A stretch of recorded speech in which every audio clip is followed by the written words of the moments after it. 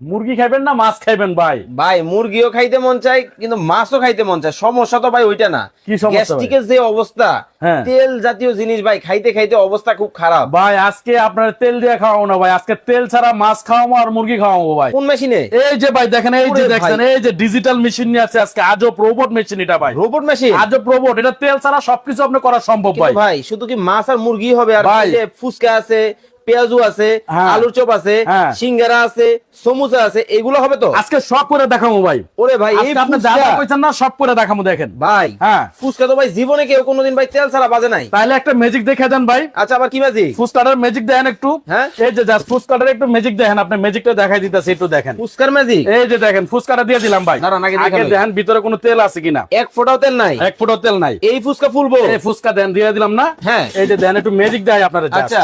এই যে magic on করলাম। ওকে। ডিসপ্লেটা দেখছেন ভাই? একদম খাই খাই